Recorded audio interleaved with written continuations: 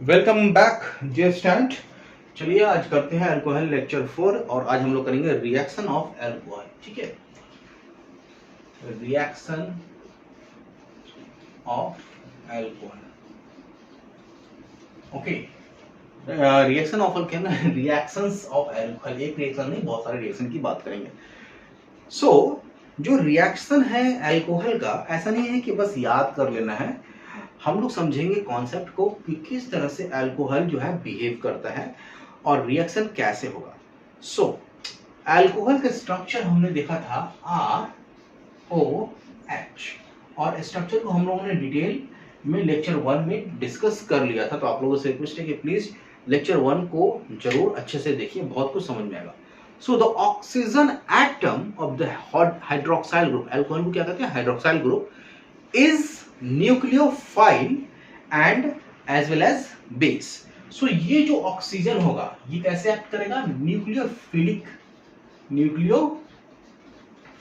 Character होगा, nucleophilic के जैसा एक्ट करेगा, साथ में बेस के जैसा भी एक्ट करेगा। न्यूक्लियोफिलिक का मतलब क्या होता है, nucleophilic means how it attack to the nucleophile, means जिसके पास इलेक्ट्रॉन की कमी है, किस रेट से अटैक करता है। So nucleophilicity is the matter of rate, chemical kinetics की बात कर रहे हैं।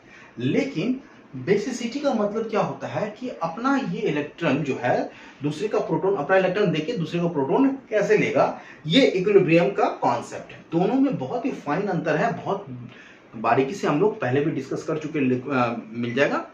नाउ नेक्स्ट, जो हाइड्रोजन एटम है, दिस हाइड्रोजन एटम, इस हाइड्रोजन एटम के बारे में हम लोग कहेंगे कि पोलराइज हो जाता है। क्यों? क्योंकि ऑक्सीजन जो है बहुत ज्यादा इलेक्ट्रोनेगेटिव होता है, जिसके कारण इसके बीच का जो बॉन्ड पेयर है, ऑक्सीजन और हाइड्रोजन के बीच का जो बॉन्ड पेयर है, वो क्या होगा, शिफ्ट हो जाएगा कहीं ना कहीं ऑक्सीजन की तरफ, जिसके कारण ऑक्सीजन पे नेगेटिव चार्ज आ जाएगा और ऑक्सीजन हाइड्रोजन पे डेल्टा पॉजिटिव चार्ज आ जाएगा। Sorry, delta positive this one and this is delta negative.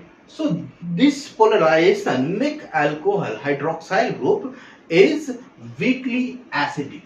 क्या हो जाएगा, वीकली एसिडिक, वीकली एसिडिक होगा। क्यों?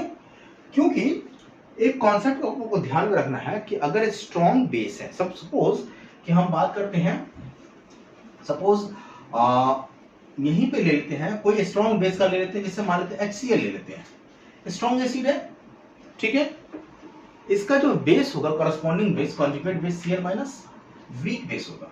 वीक बेस कहने का मतलब कि ये किसी को अपना इलेक्ट्रॉन जल्दी नहीं देगा। ओके, नाउ अगर हम बात करें कि ROH ये वीकली एसिडिक है, तो बहुत कम चांस, मतलब बहुत, ये हाइड्रोजन फर्निश करेगा लेकिन रेडली तेजी में फर्निश नहीं करेगा। तो अगर इसका कॉन्जुगेट बेस की बात करें RO माइनस, ठीक है, so this is very strong base. क्या होगा, बहुत स्ट्रॉन्ग बेस है। और इस चीज को आपको बहुत ही अच्छे से ध्यान में रखना होगा, क्योंकि जब हम लोग SN2 reaction, nucleophilic substitution versus elimination reaction करेंगे, तो यहाँ पे वीकली बेस और स्ट्रॉन्ग बेस के कॉन्सेप्ट के हिसाब से ही एलिमिनेशन और सब्स्टिट्यूशन में कंपटीशन होता है। Now the hydroxyl group can be converted to a living group so as to allow substitution or elimination. Clear? तो एलिमिनेशन का रिएक्शन हो सकता है और क्या हो सकता है, सब्स्टिट्यूशन का रिएक्शन होगा। नाउ सी हियर, COOH, ये अल्कोहल है, यहाँ पे हमने कार्बन की वैलेंसी को अल्काइल ग्रुप के साथ, या फिर हम लोग इलेक्ट्रॉन डोनर जो इलेक्ट्रॉन डोनेटिंग ग्रुप होगा उसके साथ, या फिर इलेक्ट्रॉन विड्रॉइंग ग्रुप के साथ भी डाल सकते हैं। तो अभी हम लोगों ने ऐसा कुछ डाला नहीं है। नाउ अगर इसका रिएक्शन हम लोग HA, सपोज HA, ये क्या है, कोई सपोज ये स्ट्रॉन्ग एसिड है, क्या है, स्ट्रॉन्ग एसिड है, तो क्या करेगा कि यहाँ पे ये बेस की जैसा काम करेगा, ये इलेक्ट्रॉन को ट्रांसफर करेगा, मतलब ये इलेक्ट्रॉन H+ को देगा। तो हमारा जो इक्विलिब्रियम का कॉन्सेप्ट के हिसाब से जो रिएक्शन आएगा, जो प्रोडक्ट आएगा, वो हमारा COOH और दिस इज प्लस चार्ज, ये हमारा बनेगा, that is called protonated alcohol. क्या कहेंगे? Protonated alcohol, alcohol. और चूंकि ये स्ट्रॉन्ग एसिड है, क्या है? स्ट्रॉन्ग एसिड है, इसका जो बेस बनेगा conjugate base that is a minus, ये वीकली बेसिक होगा, वीकली बेसिक होगा। तो ये छोटा सा कॉन्सेप्ट है, आपको इस कॉन्सेप्ट को ध्यान में रखना है। सो द इलेक्ट्रॉन पेयर, जो इलेक्ट्रॉन पेयर है ऑक्सीजन एटम पे, ये अल्कोहल को क्या बनाएगा? बेसिक भी बनाएगा और न्यूक्लियोफिलिक भी बनाएगा।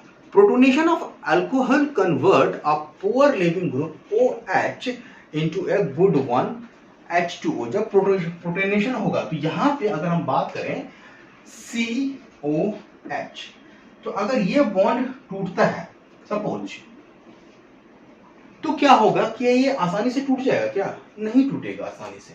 लेकिन तो इसका मतलब है कि OH ग्रुप यहाँ पे क्या है? पुअर लिविंग ग्रुप है, जल्दी नहीं निकलेगा।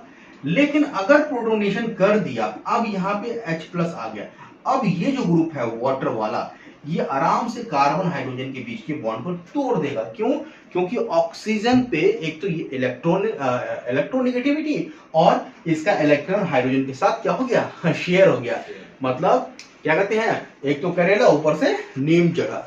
अब ये क्या करेगा? ये तो कहेगा कि नहीं किसी को छोड़ेंगे नहीं, यहां से तो इसने ले लिया, ये कहेगा चल भाई अपना दे दो, और ये निकल लेगा अपने बॉन्ड पेयर के कार्बन के भी इलेक्ट्रॉन, कार्बन इलेक्ट्रॉन ऑक्सीजन के बीच में जो बॉन्ड पेयर उसको लेके, इससे क्या बनाएगा कि एक हमारा कार्बोकेटाइन का फॉर्मेशन हो सकता है। और यहाँ पे जो लिविंग ग्रुप आएगा दैट इज H2O, ये अच्छा सा लिविंग ग्रुप बन जाएगा। इसका मतलब ये है कि जो प्रोटोनेशन स्टेप है उसमें क्यों होता है? उस स्टेप में इसलिए करते हैं कि जो रिएक्शन हो वो कैरेक्टराइज्ड हो कार्बन ऑक्सीजन के बॉन्ड ब्रेकिंग का। क्योंकि कार्बन ऑक्सीजन का बॉन्ड जो है, जो अल्कोहल जो रिएक्शन देगा, या तो कार्बन ऑक्सीजन के बीच का बॉन्ड टूटे ये वाला, या फिर कार्बन ऑक्सीजन और हाइड्रोजन के बीच का बॉन्ड टूटे। तो अगर ये बॉन्ड टूटना है कार्बन और ऑक्सीजन के बीच का बॉन्ड, तो आपको ध्यान में रखना होगा कि आपको क्या करना होगा?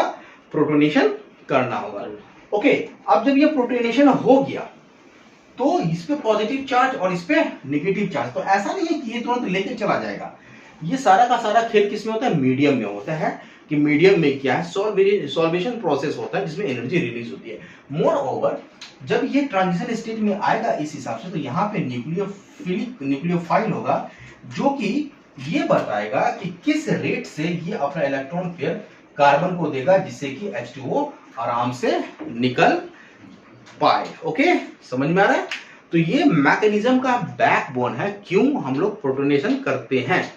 Once the alcohol is protonated, substitution reaction possible, या तो SN1 सब्स्टिट्यूशन होगा या फिर SN2 होगा।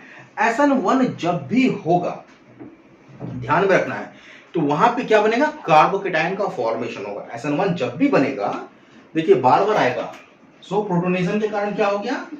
प्रोटोनेशन। अब ये डिपेंड करेगा स्ट्रक्चर ऑफ कंपाउंड पे, सबस्ट्रेट पे, कि रिएक्शन हमारा SN1 हो या फिर रिएक्शन हमारा SN2 हो। अब SN1 कब होगा? SN1 तब होगा जब प्रोबेबिलिटी ये रहेगी कि 3 डिग्री कार्बोकेटाइन बने। क्या बने? 3 डिग्री कार्बोकेटाइन। अगर 3 डिग्री कार्बोकेटाइन की प्रोबेबिलिटी बन सकती है, अगर 2 डिग्री बनता है और अगर मिथाइल शिफ्ट या हाइड्राइड शिफ्ट होता है और 3 डिग्री बन सकता है, तो वो हमारा SN1 पाथवे से जाएगा। ठीक है, SN1 पाथवे का मतलब क्या है? न्यूक्लियोफिलिक सब्स्टिट्यूशन ऑर्डर 1, मतलब न्यूक्लियोफाइल का सब्स्टिट्यूशन होगा, इसका ऑर्डर 1 होगा। ऑर्डर 1 होने का मतलब ये है कि रिएक्शन का रेट डिपेंड करेगा सिर्फ और सिर्फ सबस्ट्रेट पे, दैट इज कार्बोकेटाइन वाला पार्ट पे, न्यूक्लियोफाइल के कंसंट्रेशन पे डिपेंड नहीं करेगा। समझ में आ रहा है? रेट ऑफ रिएक्शन में काइनेटिक्स में आपको ये देखने को मिलेगा। लेकिन जहां पे आपको ये देखने को मिलेगा कि अगर फॉर्मेशन हो रहा है और कार्बोकेटाइन के फॉर्मेशन का चांसेस 1 डिग्री का है, तो वहां पे SN1 ना होके SN2 होगा, और उस केस में रेट ऑफ रिएक्शन न्यूक्लियोफाइल पे डिपेंड करेगा, और यहां पे इन्वर्जन ऑफ कॉन्फ़िगरेशन होगा। SN1 में इन्वर्जन ऑफ कॉन्फ़िगरेशन नहीं होगा। क्यों नहीं होगा? कि SN1 का जो रिएक्शन होता है उसमें कार्बोकेटाइन का फॉर्मेशन होता है, और कार्बोकेटाइन का फॉर्मेशन जब भी होगा तो वो एक प्लानर स्पीसीज देगा, और प्लानर स्पीसीज में न्यूक्लियोफाइल अपवर्ड से या बैकवर्ड से अटैक कर सकता है। तो जितना अगर R का कॉन्फ़िगरेशन का बनेगा उतना ही S के कॉन्फ़िगरेशन का बनेगा। हो सकता है कि इन्वर्जन हो, लेकिन उतने ही मात्रा में क्या होगा, रिटेंशन भी होगा। मतलब यहाँ पे रेसिमिक मिक्सचर बनेगा। समझ में आ रहा है? बहुत ही बारीक चीज है। लेकिन SN2 में रिएक्शन मैकेनिज्म के ट्रांजिशन स्टेट में सबस्ट्रेट भी होगा और साथ ही हमारा न्यूक्लियोफाइल भी होगा। जब तक ये बॉन्ड जुड़ेगा नहीं तब तक ये बॉन्ड टूटेगा नहीं। मतलब कि यहाँ पे न्यूक्लियोफाइल भी आएगा और सबस्ट्रेट भी आएगा। वैलेंसी जो है कार्बन का उस केस में 5 होगा। जब हम SN2 रिएक्शन की बात करेंगे ट्रांजिशन स्टेट में वैलेंसी SN2 रिएक्शन में कितना होगा, 5 होगा। 5 बॉन्ड से जुड़ा होगा। एक ये, एक टूट रहा होगा, एक बन रहा होगा, बाकी 3। ठीक है। सो कंप्लीट इन्वर्जन होता है। ठीक है। SN2 रिएक्शन में रेट ऑफ ऑर्डर समझ में आ गया। तो ये दो प्रोसेस हो सकता है, डिपेंड करता है कि कैरेक्टरिस्टिक्स क्या है। नाउ अगर न्यूक्लियोफाइल है, हाई टेम्परेचर दे दिया, और न्यूक्लियोफिलिक है, न्यूक्लियोफाइल है, और ये जो न्यूक्लियोफाइल है बहुत ही ज्यादा बेसिक है। ठीक है। अभी न्यूक्लियोफाइल को मॉडरेट हमने कर दिया। ठीक है। बहुत ज्यादा बेसिक है। तो क्या लगता है कि रिएक्शन ऐसे हो जाएगा? नहीं। तब ये न्यूक्लियोफाइल कार्बन के पास नहीं आएगा, यहां से हाइड्रोजन को लेकर निकल देगा। अच्छा। ये वाला हाइड्रोजन को लेके निकल देगा। एलिमिनेशन E1 और E2 अगेन। तो आएगा प्रॉब्लम, हम वहां पे डिस्कस करेंगे। सारा कुछ यहाँ पे डिस्कस नहीं कर सकते हैं। सो SN1 SN2 reaction, elimination E1 reaction, E2 reaction, ये सब रिएक्शन सारा का सारा डिपेंड करता है कि रिएक्शन मिक्सचर में हमारे पास है क्या, रिएक्शन कंडीशन है क्या। ठीक है। तो ये हो गया। Okay. Now alcohol also react with PbR3 या SOCl2। PbR3 के साथ रिएक्शन कर सकता है, PbR3 के साथ या SOCl2 के साथ। ये थोड़ा सा इंपॉर्टेंट इसलिए हो जाता है क्योंकि एनसीईआरटी में आपको मिलेगा, जिससे कि सीधा अल्कोहल से अल्काइल हैलाइड बनता है। ठीक है। ओके। समझ में आ रहा है?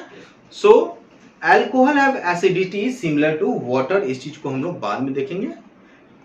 Right. Relative acidity and relative basicity के ऑर्डर को भी हम लोगों ने चेक कर लिया कि जो स्ट्रॉन्ग एसिड होगा उसका बेस, जो कंजुगेट बेस होगा, वो वीक होगा। तो कुछ प्रॉब्लम है यहाँ पे, उस क्वेश्चन को देख लेते हैं, उसके बाद देखते हैं। चलिए राइट इक्वेशन पहले इसको इरेज करते हैं। आगे का पोर्शन करने से पहले थोड़ा सा हम लोग रिलेटिव एसिडिटी और रिलेटिव बेसिसिटी को समझ लेते हैं। ठीक है। ऑर्डर आपको ध्यान रखना। देखिए एसिडिटी की बात करेंगे, water. Okay. So water is more acidic than alcohol, ROH। Reason भी ये है कि वाटर में ऑक्सीजन 2 हाइड्रोजन के साथ जुड़ा हुआ है। ठीक है। तो ऑब्वियस सा बात है कि ऑक्सीजन दोनों हाइड्रोजन के बॉन्ड पेयर को अपनी तरफ खींचेगा due to electronegativity, more electronegative है होता है। लेकिन यहाँ पे जो ऑक्सीजन है, ये ऑक्सीजन को कहीं ना कहीं अल्काइल ग्रुप उस पर जो चार्ज डेवलप होगा उसको कंपनसेट कर देगा, चार्ज देके, जिससे कि इसमें बॉन्ड पेयर, जो बॉन्ड पेयर उसको ये कम अपनी तरफ खींचेगा, क्योंकि कुछ इलेक्ट्रॉन इससे इधर से प्रोवाइड हो जाएगा। तो एसिडिटी क्या होता है? Acidity means the ability of any compound in terms of hydrogen to release proton. और वो किस पे डिपेंड करेगा? वो डिपेंड करता है इलेक्ट्रोनेगेटिविटी पे और कितना चार्ज है उस पे। अगर चार्ज कहीं ना कहीं से कंपनसेट हो रहा है तो एसिडिटी घट जाएगी। सो अल्कोहल का एसिडिटी हमारा वाटर से कम होता है। ठीक है।